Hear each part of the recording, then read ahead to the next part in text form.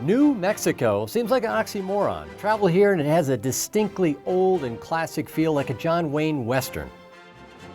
Kind of look in these hills and you expect to see some cowboys riding through, some ne'er-do-wells, Comanches coming through. It's just beautiful, beautiful country. I love it out here. For the visiting Eastern hunter, parts of New Mexico barely seem of this world, more lunar than earthly terra firma. When driving here, I sometimes feel like I'm on a treadmill. Objects in the windshield are farther than they appear. It's the kind of landscape that makes a man seem, well, especially small and inconsequential in the universe. And that's all right. It's good to be humbled once in a while. I often wonder if kids who grow up in the mountains really know how good they have it. Colby Hale, for instance, he might have been raised by an elk. He seems to know what they're going to do even before they know what they're going to do. If there is such a thing as an elk savant, he's one. You saw a 320 last week. This condition, drought conditions, 320 is looking pretty good. That's a good bull this year. It's looking really good, as a matter of fact. I had long dreamed of chasing one of the legendary giant bulls of New Mexico. So when I arrived after a year of anticipation to discover that the worst drought in decades had reduced once monster elk to shadows of their former selves, well, my propensity for impeccable timing continued. On my tombstone, it's going to read, "You should have been here yesterday." But I reminded myself, well, the trophy is the hunt, after all. There's a couple of young bulls sparring over there. Just haven't seen the big guy yet. All these pines have elk on them. It's just a matter of finding one that's got the big daddy. Nothing you'd come to New Mexico for just yet.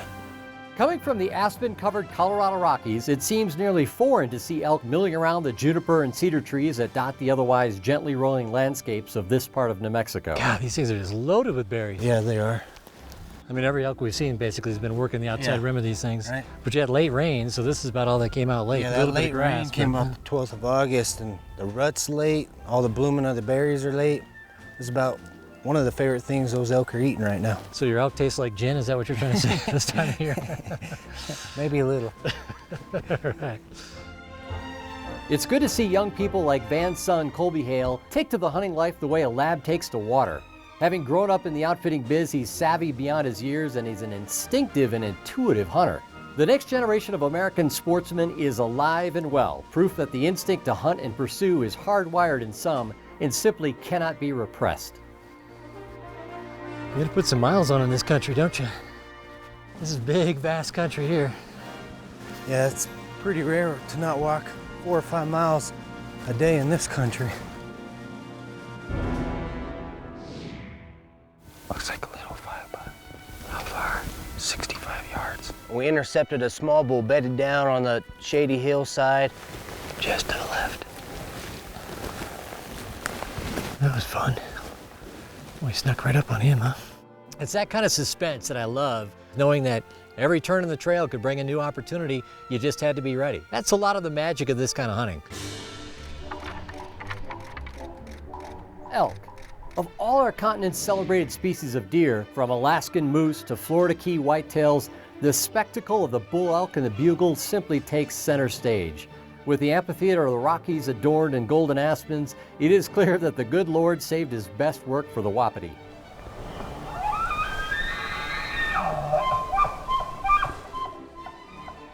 It took me nearly 40 years to finally come home to the mountains, and I think John Denver had it about right. There is a Rocky Mountain High, and it has nothing to do with glaucoma treatments. Crouch 20 yards from a bugling bull elk, and you'll know exactly what Denver was talking about. Oh, that's a throaty bull.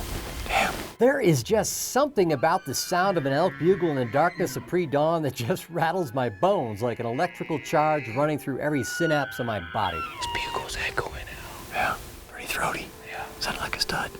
He sounds good. It's deceptive, I know. Yeah. I've been fooled before. Look at Mike Tyson. And again, in a dry year like this, you knew full well the action was going to be around the waters. Tell you what, if you got a big one into the water here, he's toast. It's a nice setup. It almost reminded me of being in Africa and seeing all the game come into the water hole and watching these elk. I mean, these elk would come in like lab puppies to a puddle. I mean, they were having such a good time, just frolicking around, bugling, chasing. They were just young bulls, but it was fun to watch. See all those cows right on top? There's gonna be a monster bull walking right behind him. There he is. He's the biggest rat we've seen yet. We had bulls coming by us, cows coming by us. They just kept on coming, kept on coming. We just keep on seeing 5-bys, bigger 5-bys. He's got a frame on him. I don't know, get on just in case. Let's see if I can get a better look at him.